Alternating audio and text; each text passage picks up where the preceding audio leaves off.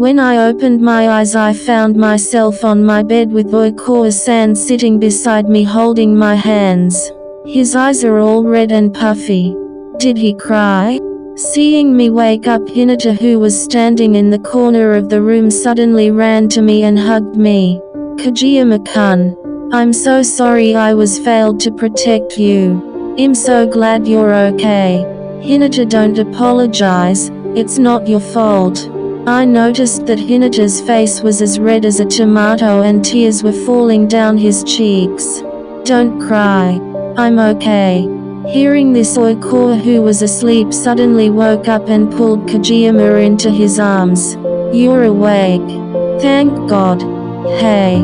Sorry to ruin the moment, Your Highness, but I think you should go back. You've been here for the past 8 hours and Lady Rashta has been asking where you are. Kageyama was surprised that Oikoa was waiting for him to wake up. I will not leave until Tobio-chan gets better.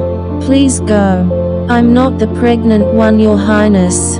Kageyama pushed Oikoa's chest away from him. He laid down and turned his back on Oikoa.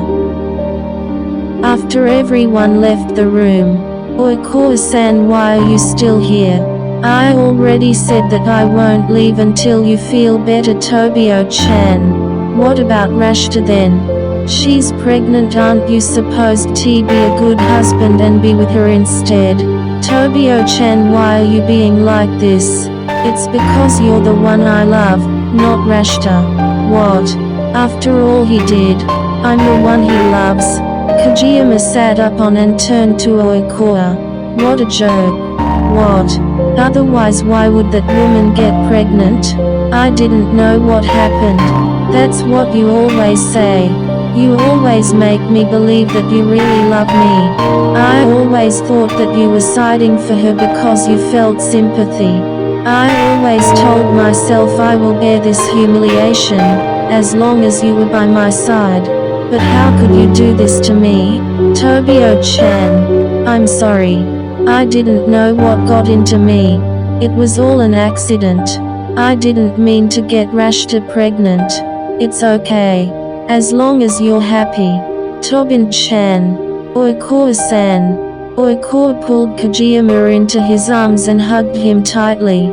He rested his chin on Kageyama's shoulder. Tears started to pour down from Oikoa's eyes. Don't say stuff like that. Ever since that woman came, you changed. Please leave, I want to be alone. Tobio-chan, please.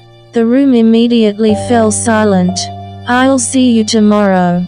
Oikoa left the room. Kageyama immediately broke down and started crying. He tried to wipe away his tears but they kept flowing. I look pathetic. Are you crying? Kageyama was surprised with the sudden question and saw Tsukishima sitting on the window. How did you get in? From the window. I'm sorry, my king. Did I startle you? Not at all. But why are you here in the middle of the night? No particular reason. I just wanted to see if my king was doing okay. I heard the news about the baby. Oh, I see. Are you okay? Yes, I'm okay. Thank you for your concern. Tsukishima jumped down from the window and walked towards Kageyama. He lifted up Kageyama's chin and noticed that Kageyama had bags under his eyes. He laid Kageyama on the bed and pulled up the blanket. Go to sleep. I'll wait for you right here. Very well. Kageyama closed his eyes and after a while he fell asleep heavily. The next morning he woke up, Tsukishima was gone. Hey. How's my little brother doing? Miwa? When did you get back? Yesterday. Father said that I could come back. And I wanted to see my little brother, so why not? She was sent abroad because she often gets into fights and easily pissed off. Kageyama's pov, I can't let her find out about the baby. She will try to hurt Rashta for sure. You should go for now. Just then Miwa slammed the table as it broke with a loud bang. What is the meaning of this? It's Oikoa-san has a new mistress. That's all. Answer me. Miwa-san, please come. That asshole has the guts to get another woman pregnant. Why are you still with him? I will kill that woman. Miwa-san. Please don't do it. For my sake. Just tell me when he does something to you. Miwa slammed the door and left the room. She isn't going to stay still.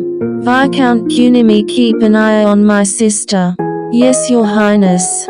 Just then Hinata came running through the door.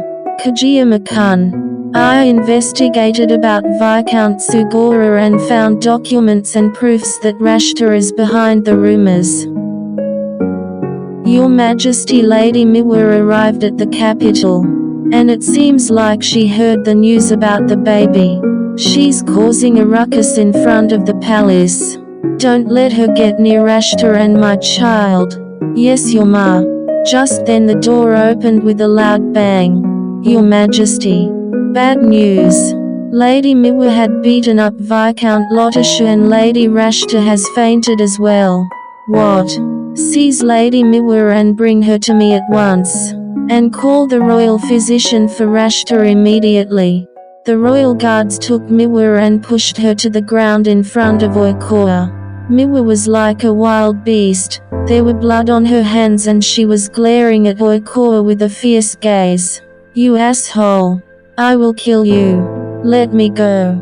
I will beat up that shameless face of yours. You shall receive a death penalty for attempting to harm my child as well as my woman. Guards, take her away and lock her up in the dungeon with Viscount Daiichi. Your Majesty. Lady Miwa has been locked up in the dungeon. The Emperor has given her a death penalty. What?